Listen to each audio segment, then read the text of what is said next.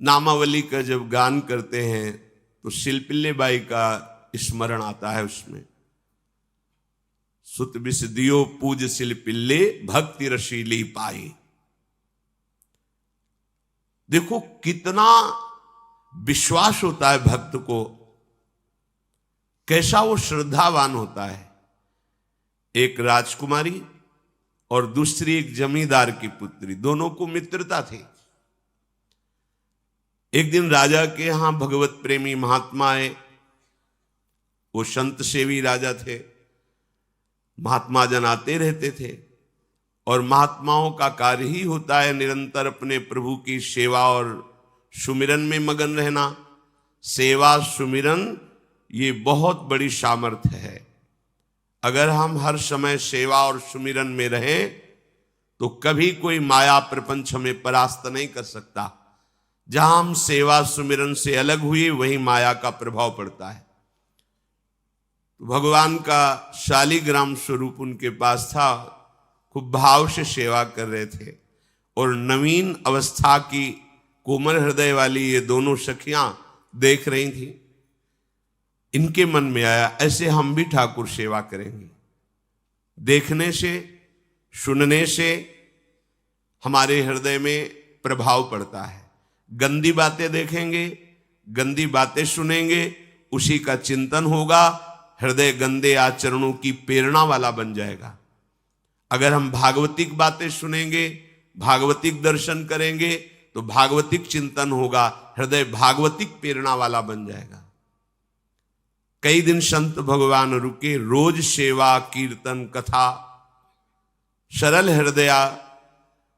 उन दोनों सखियों में बात आई कि चल करके संत भगवान से कहते हमको भी ठाकुर जी दीजिए। दोनों ने चरण पकड़कर प्रार्थना की, गुरुदेव हमारे हृदय में भी इच्छा हो रही कि हमें ठाकुर सेवा मिले। अब दोनों बच्चे ही थे। संत भगवान ने विचार किया सेवा पद्धति में बहुत सावधानी की आवश्यकता होती है। अभी ये बच्चे हैं, कहीं सेवा अपराध न बन जाए। सेवा अपराध भी होता है।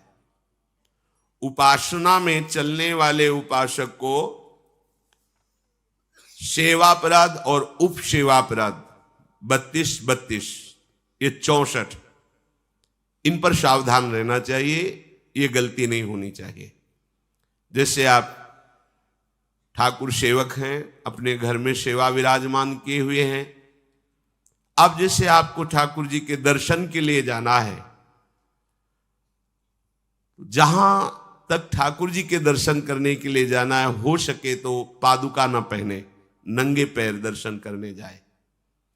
यदि आप में ऐसी सामर्थ्य नहीं है किसी कारण से, तो सीढ़ियों में पादुका नहीं पहनना चाहिए। जहां से मंदिर की सीढ़ियां हैं, पादुका उतार कर माथा रखकर सीढ़ी में फिर चढ़ना चाहिए। खड़ाओं या पादुका पहन करके श्री विग्रह के दर्शन करने के लिए जाने में फिर अपराध लगता है। अरे अपने मालिक के दर्शन करने जा रहे हैं, स्वामी के दर्शन करने जा रहे हैं, प्रभु के दर्शन करने जा रहे हैं, तो अपनी कुटिया से और मंदिर तक नंगे पैर जाना चाहिए। ये भावना रखनी चाहिए। भरत जी जा रहे हैं प्रभु के दर्शन करने के लिए, अयोध्या से पैदल ही चले थे, तो सुकुमार चरणारविंद तो बड़े बड़े फफोके छाले पड़ गए थे। वशिष्ठ जी ने देखा, सबने मिलकर भरत जी से कहा पालकी पे बैठ जाइए। तो उनका हाँ, मेरे प्रभु यहां नंगे पैर चले हैं और मैं पालकी पे बैठ जाऊं? उचित तो यह है कि अपने प्रभु के दर्शन के लिए मैं जा रहा हूं, तो जहां जहां प्रभु के चरण पड़े वहां मेरा शीश पड़े, अर्थात सिर भर जाऊं। उचित मोरा सप्ते सेवक धर्म कठोरा। यहां मैं सर के बल चल के जाऊं पर असमर्थ हूं। तो आप कह रहे हैं पैर में छाले पड़ गए, आप सवारी में बैठ जाइए। ऐसा नहीं हो सकता। तो अपने प्रभु के दर्शन करने के लिए जब जाए तो हो सके, सामर्थ्य हो तो पादुका न पहने, कोई खड़ाऊं चप्पल जूता आदि ना पहने। अगर पहने हैं तो बस सीढ़ी तक ही पहन कर जाए, ऊपर सीढ़ियों के नहीं। इतने सुकुमार मत बनो, ये आग में जलाया जाएगा शरीर, ये गाड़ दिया जाएगा शरीर, इससे ज्यादा प्यार ना करो। अब इतना दृढ़ विश्वास कि ये बच्चे हैं, सेवा भाव कैसे पूर्ण कर पाएंगे? तो उन संत भगवान ने दोनों बच्चियों से कहा, आप कल ठाकुर जी लाएंगे, हम आपको दे देंगे। तो गांव में घूमे तो आसपास गोले गोले से पत्थर मिले, पत्थर लाए 2 और कहा कि ये लो तुम्हारे ठाकुर जी हैं। दोनों को दिया। देखो गुरु वचनों पर और गुरु प्रदत्त सेवा वस्तु पर कितना भाव होना चाहिए। उन्होंने दृढ़ विश्वास किया कि मुझे भगवान गुरुदेव ने दिया, ये भगवान है मेरे। दोनों ने अपने हृदय से लगाया। अब एक जमींदार की पुत्री थी, एक राजकुमारी, स्वर्ण के सिंहासन में, और उनका नाम रखा सिलपिल्ले ठाकुर। सिल मतलब पत्थर, तो उनका तुम्हारे ठाकुर का नाम सिलपिल्ले गोविंद है। दोनों सिंहासन पर रखकर आराधना करती। भाव प्रतिपल बढ़ता गया, नाम निरंतर जप। गुरु प्रदत्त ठाकुर पर विशेष चमत्कार हृदय में प्रकट होता है यदि उन्हीं की नियमावली से चलो। अपने मन से बाजार से खरीद लाए, विराजमान किए हैं, कभी सेवा की कभी नहीं की, वो भी अच्छा है, कम से कम भागवतिक भाव तो है। लेकिन सिद्धि जो प्राप्त होती है वो गुरु कृपा से, गुरु प्रदत्त ठाकुर से। जैसे धन्ना जी को भांग के बट्टे में ठाकुर जी प्रकाशित हो गए, गुरु प्रदत्त। अब ये सखियां जब बड़ी हुई तो इनके ब्याह की बात हुई। तो जो राजकुमारी थी उनका राजकुमार से किसी से ब्याह तय हुआ, ब्याह हो गया। अपने माता पिता से जब विदाई ली तो अपने ठाकुर जी को जो सिंहासन में थे, सिंहासन से एक सुंदर पेटी में से और गोद में रखकर, और अंदर ही अंदर जल रही है कि प्रभु मैंने प्रीतम आपको माना है, संसार के व्यवहार में ये प्रीतम बना हुआ है, पर प्रभु हमारे प्रीतम 2 नहीं हो सकते, हमने हृदय से आपको माना। इसी विचार में वो बड़ी उदास है। पहले पालकियों में ऐसा राज सैनिक चल रहे हैं, पालकियों में वो बहू जा रही है और राजकुमार घोड़े पर। राजकुमार बार बार पालकी के समीप जाता, दर्शन करने की इच्छा होती है ना, तो उदास देखता, मन में बड़ी गिलानी हुई। उसने कहा, एक नदी थी, उसने कहा यहां हम थोड़ी देर विश्राम करना चाहते हैं, राजकुमारी की पालकी रखी जाए और सैनिक दूर खड़े हो। तो राजकुमार वैसे ही आज्ञा हुई। तो बात करना चाहते हैं पर वो ना देखती है और ना बात करती है। और इतना सुंदर रूप, क्योंकि ब्रह्मचारिणी और भगवत आराधना। अब उसके हृदय में जलन हुई कि ऐसा क्या है जो हमसे बात नहीं कर रही। बस बार बार ऐसे पिटारी खोल के ऐसे ठाकुर जी को देखती। नाम जप और सेवा के प्रभाव से वो सिल नहीं रह गया था, वहां उसको सांवरे श्याम सुंदर की झांकी मिलती थी। जब अपने शिल्पिल्ले ठाकुर जी को देखती तो ललित त्रिभंगी श्री लालजू महाराज श्याम सुंदर दिखाए, अत्यंत आसक्ति। गुरु प्रदत्त किसी भी शब्द में, किसी भी वस्तु में दिव्यता होती है, बस हमारी भावना होनी चाहिए। अरे बोले ये हम नहीं दे सकते, ये गुरु प्रदत्त है, नहीं हम प्राण दे सकते हैं, लेकिन ये नहीं। जिसका गुरु वचन पर, गुरु प्रदत्त वस्तु पर, गुरु प्रदत्त ठाकुर पर दृढ़ निष्ठा हो गई, वही सिद्ध हो जाता है। अब उसने समझ लिया कि पिटारी में जो कुछ है यही हमारे और राजकुमारी के बीच में बाधा है। 2-4 दासियों को बुलाया और कहा इनको बातों में उलझाओ, पिटारी पीछे हमें दो। वो प्रवीण दासियां उनको विनोद भाषा में, हंसी मजाक में बात, लेकिन वो उदासीन। धीरे से गोद में पेटी थी, ले ली, हम लिए हुए हैं, आप बातचीत में सारा, और पेटी उनको दे दी। राजकुमार ने राजकुमारी से कहा यही पेटी तो हमारे आपके बीच में बात, फेंक दी नदी में। अब तो जो उसके हृदय में पीड़ा हुई, भारी व्याकुलता। अब राजकुमार है, सैनिकों के साथ तुरंत पालकी उठवाई, महल ले गया। पर वो आसक्त है, इतनी सुंदर राजकुमारी, क्योंकि भागवतिक तेज से संपन्न में आकर्षण होता है। राजकुमारी ने कहा, यदि हमारे ठाकुर नहीं तो मैं नहीं। आज से अन्न जल त्याग, प्राण त्याग दूंगी अगर हमारे ठाकुर जी हमारे समीप नहीं तो। आज से अब एक बूंद पा कैसे पिए? अपने ठाकुर को भोग लगा के पाला है और ठाकुर जी फेंक दिए गए। भारी व्याकुलता, जैसे मीरा जी कहते, दृश्य बिन दुख न लागे नैन, ना रात में नींद है न दिन में अन्न जल है, व्याकुलता। अब भयभीत हो गया राजकुमार। पूरा महल इस विषाद से हो गया कि अगर नवीन राजकुमारी प्राण त्याग देती है तो क्या होगा लोक समाज में, कि अभी नवीन राजकुमारी गई, ये लोग ऐसे निर्दयी हैं कि ऐसा व्यवहार किया कि उसने प्राण त्याग दिया। राजकुमार घुटने में आ गया, घुटने टेक कर राजकुमारी से कहा, मैं तुम्हें दुखी नहीं करना चाहता, पर मैं तुमको छोड़ भी नहीं सकता। अब हमें आप वो उपाय बताओ जिससे आप मुस्कुरा दो, आप प्रसन्न हो जाओ। तो उनका, हम अपने ठाकुर के बिना जीवित नहीं रह सकती। यदि आप हमें जीवित देखना चाहते तो हमारे ठाकुर जी ला के दो।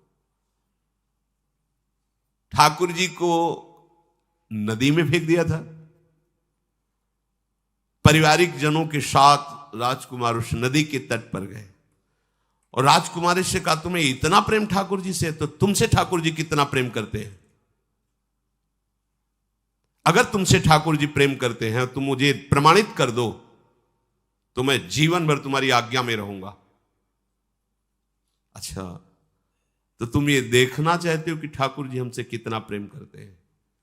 हाथ फैलाया और आर्त भाव से पुकारा कि गोविंद, अब आपके बिना मैंने जीवित नहीं रहना।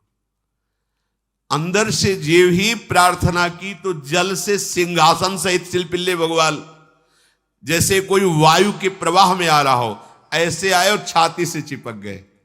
पूरा परिवार, राजकुमार ये देख रहा था। हृदय से ठाकुर जी चिपक, जीवन भर के लिए दासत्व स्वीकार कर लिया और कहा, जैसी आप आज्ञा करोगे। जैसे मीरा जी, जब राणा जी से ब्याह हुआ तो प्रथम मिलन की रात में मीरा जी ने कहा, सावधान, तुम हमारे पति नहीं हो, मेरा सुहाग गिरधर से है, श्याम सुंदर ही मेरे पति हैं। व्यवहार में तुम पति बने हो, यदि हमारी बात समझ पा रहे हो तो जीवन में कभी हमारा स्पर्श मत करना। ये जीवन केवल गिरधर के लिए, दूसरे के लिए नहीं। उतर गए शैया से और जैसे सेवक होता है, बोले, अहो भाग्य, मुझे ये सौभाग्य मिला कि इतनी महाभागवती की सेवा करने का। एकांत में मैं सदैव तुम्हारे शिष्य की तरह बर्ताव करूंगा, पर समाज में तुम्हें बहू की तरह बर्ताव करना होगा, नहीं तो लोग जीने नहीं देंगे।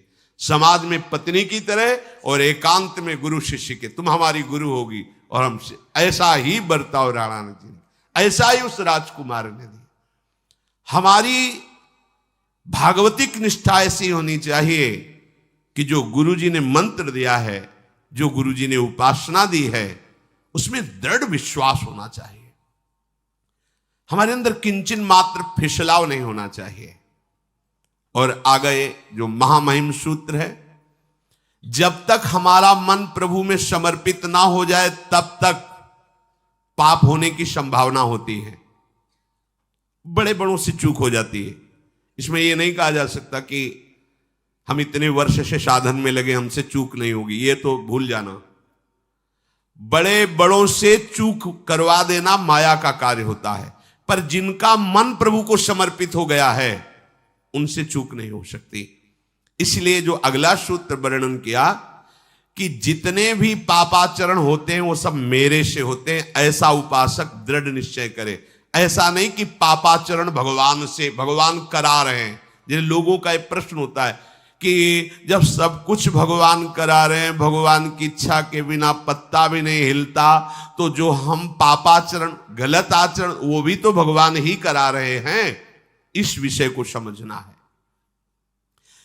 आज के समाज का जो मानसिक स्तर है, जब हम त्याग की बात करते हैं कि गंदे आचरण नहीं करने चाहिए, तो जो समझाया जाता है, जो समझ है आज की आधुनिक, वो ये समझ है कुछ ऐसे जनों ने ये निर्धारित भी किया है कि बहुत भोग कर लेने पर फिर समाधि की प्राप्ति होती है। अगर ऐसा होता तो लाखों लोग समाधि को प्राप्त होते, लाखों लोग बिना साधना के। क्यों? बचपन से लेकर के पूरे जीवन तक भोग ही भोग रहे, सब समाधि में पहुंच जाते। प्रायः सबके दिमाग में बात बैठी है कि अगर हम भोग ले तो हम मन को समझा सकते हैं, लेकिन आप बात अनुभव की समझ लीजिए कि आप भोगने के लिए जो ही गए तो मन के गुलाम बन करके गया, वो कभी तुम्हें मुक्त होने का अवसर नहीं देगा। और आज तक किसी ने भी ऐसा नहीं कहा भोग भोगने के बाद कि आज के बाद मैं प्रण करता हूं, मैंने जान लिया कि इसमें सुख नहीं है, आज के बाद कभी भोग नहीं भोगूंगा। कभी किसी ने नहीं कहा। सबको इस दलदल में गिरने के बाद सदगुरु या भगवान ने ही निकाला है, स्वयं आज तक कोई निकल नहीं पाया, कोई नहीं निकल पाया। ये ऐसा दलदल है। पर लोगों की भ्रांति रहती है कि ये जो मेरा मन जिन भोगों के लिए लालायित हो रहा है, उन भोगों को खूब भोगूं, फिर बाद में अनुभव जब हो जाएगा तब हम इनका त्याग करके फिर भजन मार्ग में चलेंगे। जो भजन मार्ग में चलते हैं उनके मन में भी लगा रहता है कि अगर एक बार भोग लूं तो मन को समझा तो सकता हूं। यह है आधुनिक सोच, यह है हमारे मानसिक सोच का स्तर। सब लोग देख लीजिए। अब भागवतिक सोच और शास्त्र सिद्धांत का जो मत है वो ये है, ये डंके की चोट से गाया गया है और इसी मार्ग में चल करके समाधि को प्राप्त हुए महापुरुष। एक भी कोई ऐसा समाधिस्थ महापुरुष बता दिया जाए विश्व में जिसने भोगों के भोगने के बाद समाधि को प्राप्त हुआ हो। जैसे हम भोजन कर लेते हैं तो लगता है अब कुछ नहीं, लेकिन 6 घंटे व्यतीत होते होते पर्चा बन जाएगा कि ये चीज फिर चाहिए खाने को। ऐसे ही कोई भोग भोगने के बाद कुछ क्षण के लिए उससे विरति हो जाती है, ठीक है, लेकिन फिर कुछ मिनट होने के बाद फिर नई स्फुरना, नया संकल्प, नई क्रिया, नई भोग वासना सब हृदय में देख लो। इसके लिए किसी और से सलाह लेने की जरूरत नहीं। इसलिए ये जो संतों का मत है, शास्त्र का मत है कि भोगों के भोगने से भोग वासना दृढ़ होती है, कामना बढ़ती है, ना कि शांति मिलती है। लेकिन आधुनिकता में भोगों को भोगने से शांति मिलती है, ऐसी धारणा बनी हुई है और ये गलत है। और ये इतनी गलत हो जाती है कि हम हत्या करने लगते हैं, हिंसा करने लगते हैं, पूज्य जनों के साथ दुर्व्यवहार करने लगते हैं। आज तक भोगों में इति नहीं हुई। देवयानी जी भगवान शुक्राचार्य जी की पुत्री हैं। वो इतनी सुंदर हैं कि कोई अप्सरा भी उनसे होड़ नहीं कर सकती, क्योंकि भगवान शुक्राचार्य की पुत्री जितेंद्री, पवित्र, भगवद आराधन संपन्न। बड़ा प्रसंग है, उसको ना लेते हुए हम सारांश में बता रहे। वृषपर्वा की पुत्री शर्मिष्ठा, ये असुर राजकुमारी है। दैत्यराज वृषपर्वा, उनकी पुत्री शर्मिष्ठा, और दैत्य गुरु भगवान शुक्राचार्य, उनकी पुत्री देवयानी बड़े समाज के साथ जंगल में गई हुई थी। एक बड़ा दिव्य सरोवर था, तुलसी में सब राजकुमारियां स्नान कर रही थी। अचानक वहां से कोई महात्मा निकले तो जल्दी में सबने वस्त्र धारण किए। तो शर्मिष्ठा के वस्त्र देवयानी ने और देवयानी के वस्त्र शर्मिष्ठा, वो महात्मा निकल गए। वहां कोई उनको टिकना तो था नहीं। देवयानी ने देखा कि मेरे पवित्र वस्त्र, देवयानी ने वस्त्र धारण नहीं किया शर्मिष्ठा के। जो महात्मा चले तो देखा कि हमारे वस्त्र राजपुत्री शर्मिष्ठा धारण किए। तो उनका तुझे पता है मेरे वस्त्रों को स्पर्श करने का भी तेरे को अधिकार नहीं, तूने धारण कैसे कर लिया? तो उनका ज्यादा मत बोल, इतना गुमान करके मत बोल।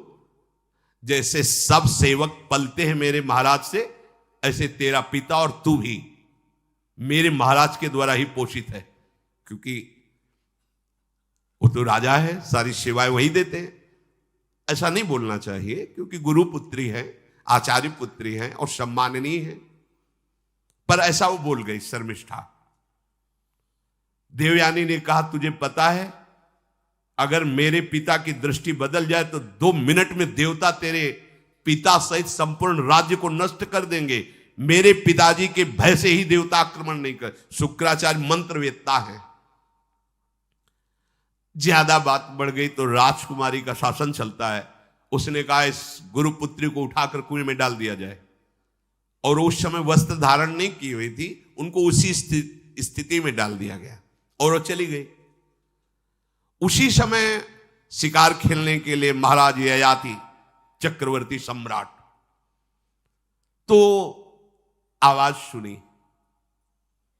सैनिकों ने बताया कि कोई देवपुत्री है, दिव्य तेज प्रकाशित हो रहा है उनके शरीर से, और दूर से देखा है ऐसा लग रहा है कि शायद वो वस्त्रहीन भी हैं।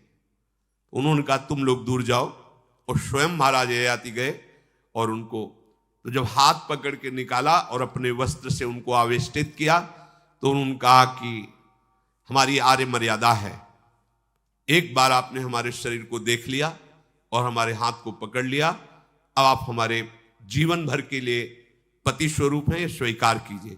तो उन्होंने कहा कि देवपुत्री मैं तो आपका परिचय भी नहीं जानता हूं, आप कौन हैं? तो उन्होंने कहा भगवान शुक्राचार्य की पुत्री देवयानी। घुटने पे हो गए तत्काल।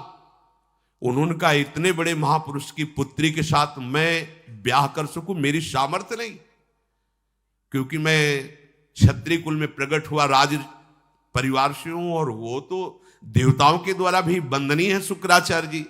तो उनका आप निश्चिंत रहो, ये विषय मैं संभालूंगी, पर आप मेरे पति हैं, ये स्वीकार कीजिए। बोले यदि शुक्राचार्य जी इस पर राजी हैं तो हम ये बात स्वीकार करते हैं। शुक्राचार्य जी विलंब होने के कारण व्याकुल ही थे। देवयानी जी ययाति जी को लेके गई, बड़ा प्रसंग है, पर उन्होंने कहा जब आप राजी हैं तो हम राजी हैं। शुक्राचार्य जी राजी हुए और वृषपर्वा को सूचना दिया कि मैं तुम्हारे राज्य को त्याग कर जा रहा हूं। वो तो तत्काल आकर चरणों में गिरे, महाराज आपके बिना मेरा अस्तित्व क्या है, आप कैसे राजी हो सकते हो? बोले मेरी पुत्री को दिगंबर करके कुएं में डाल दिया गया, मैं इस अपराध से बिल्कुल तुम्हें माफ नहीं कर सकती। बोले कोई उपाय? तो बोले देवयानी बोले। तो देवयानी ने कहा तुम्हारी पुत्री हमारी दासी होकर चले तो मैं तुम्हें क्षमा कर दूंगी। बोले बिल्कुल ठीक, तथास्तु। पूरे राज्य की रक्षा के लिए राजकुमारी शर्मिष्ठा को देवयानी की दासी भाव में अब महाराज ययाति के महल पे पहुंचे। देवयानी ने कहा कि ये जो दासी भाव में आई हुई हैं ये सर्वांग सुंदरी हैं, और आपका कभी मन उधर चलना भी नहीं चाहिए, अगर चलेगा तो आप हमारे दंड के पात्र बन जाएंगे। स्वीकार कर लिया और बहुत दूर उनके लिए महल का निर्माण करवाया और वो सेवा में आती रही। कुछ समय के बाद जब देवयानी जी के पुत्र हुए तो वन विहार के लिए अपने पुत्रों को लेकर चली, तो उधर शर्मिष्ठा के 2 पुत्र हो चुके थे, इनको पता भी नहीं था, और वो दौड़ कर आए, ययाति को पिताश्री कह करके आलिंगन किया, छोटे छोटे बच्चे। देवयानी ने कहा कि हमने कहा था तुम्हें देखना भी नहीं है और ये किसके पुत्र हैं? शर्मिष्ठा मुस्कुरा रही थी। देवयानी ने कहा तुम्हें दंड देंगी ही देंगी, और चली गई भगवान शुक्राचार्य जी के पास। ययाति भयभीत होकर के गए और शुक्राचार्य से प्रार्थना करे क्षमा कीजिए मुझसे गलती हो गई। और शर्मिष्ठा से ऐसे नहीं मिले। शर्मिष्ठा ने कहा था कि आप जानते हैं कि मैं दासी नहीं हूं, मैं राजकुमारी हूं, ईर्ष्यावश दासी बना करके लाई गई हूं, और मेरी सखी के पति हो इसलिए आप मेरे भी पति हो, मेरा अधिकार है आपसे संतान उत्पन्न करने का, शास्त्रीय सिद्धांत है। शुक्राचार्य जी ने कहा कि जो देवयानी कहेंगी वही हम मानेंगे, क्योंकि मेरी पुत्री है। क्या चाहती हो? तो बोले पुरुषत्व से इनको हीन कर दो। गुस्सा में आके शुक्राचार्य जी ने कहा तथास्तु। उसी समय महाराज ययाति पुरुषत्व से हीन हो गए और वृद्धावस्था छा गई शरीर में। अब ययाति ने कहा अब सुखी रहोगे तुम। तब देवयानी को भी होश आया कि ये तो क्या हमने अपना ही सर्वनाश कर लिया। कहा पिताजी अब इसका सुधार कैसे होगा? तो बोले जो पुत्र अपनी यौवन अवस्था दे देगा वही यौवन अवस्था इनके ऊपर आ जाएगी, वृद्धावस्था उसके पास चली जाएगी। महाराज ययाति ने अपने बड़े पुत्र यदु जी से कहा, तो उन्होंने कहा इसका प्रयोग कहां होगा? मां के साथ कदापि नहीं। मेरी यौवन अवस्था का प्रयोग मेरी मां के साथ कदापि नहीं, क्योंकि वो बड़े ज्ञानी महात्मा, इन्हीं के वंश में भगवान श्री कृष्ण का प्रादुर्भाव हुआ, इसलिए यदुवंशी कहे गए। सबसे छोटे, शायद उनका नाम पुरु, ऐसा कुछ, उन्होंने कहा यह जीवन पिता का दिया हुआ है, इस पर पूरा अधिकार है, आप स्वीकार कीजिए। तत्काल वो वृद्ध हो गए, वो जवान हो गए। कई हजार वर्ष तक उन्होंने अपने पुत्र की आयु का विषयों में सेवन किया। फिर उनके मन में एक दिन बहुत घृणा हुई, धिक्कार है मेरे जीवन को और धिक्कार है इस भोगा शक्ति को। अपनी आयु तो गंवा ही दी, अपने पुत्र की भी आयु गंवा दी, फिर भी वैसे ही भोग वासना। तो उन्होंने सबको शिक्षा देने के लिए बात कही, यत् पृथिव्यां व्रीहि यवं हिरण्यं पशवः स्त्रियः न दुह्यन्ति मनः प्रीतिं पुंसः कामः तस्यते न जातु कामः कामानाम् उपभोगेन साम्यति हविषा कृष्णवर्तमेव भूय एवाभिवर्धते यदा न कुरुते भावं सर्वभूतेष्वमङ्गलं समदृष्टेस्तदा पुंसः सर्वा सुखमया दिशा या दुस्त्यजा दुर्मति भीर्जीर्यतो या न जीर्यते ताम तृष्णा दुःख निवहाम शर्म कामो द्रुतम त्यजेत। जिसका हृदय काम से व्याकुल हो गया है उसको त्रिभुवन की सारी सुंदरी स्त्रियां दे दी जाएं, जौ धान्य स्वर्ण पशु सब वैभव, तो भी वो कभी तृप्त नहीं हो सकता। ये महाराज ययाति का अनुभव। त्रिभुवन की विषय भोग भोगने से भोग वासना शांत नहीं होती, वरम और प्रबल हो जाती है। जैसे घी की आहुति डालने पर आग भड़क उठती है, वैसे ही भोगों को भोगते हुए रहने पर भोग वासनाएं प्रबल रूप धारण कर लेती और वो इतना कमजोर हो जाता है कि सोचता है मैं इसके बिना जी नहीं सकता। जब मनुष्य किसी भी प्राणी से राग कर बैठता है तो उसके हृदय की सामर्थ्य नष्ट हो जाती है। किसी भी, देखो ना, छोटे छोटे नशाओं में इतना हम आसक्त हो जाते हैं, अब हम इसके बिना जी नहीं सकते। किसी भी वस्तु का जब हम भोग करते इसके बिना जी नहीं सकते।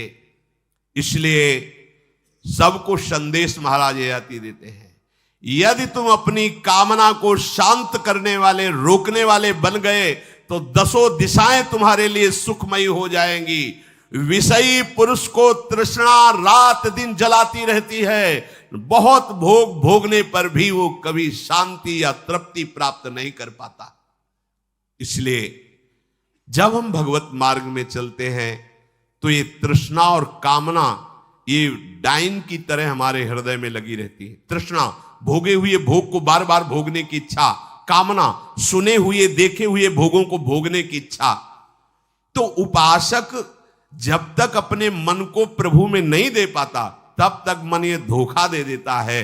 इसलिए बहुत सावधान रहना चाहिए।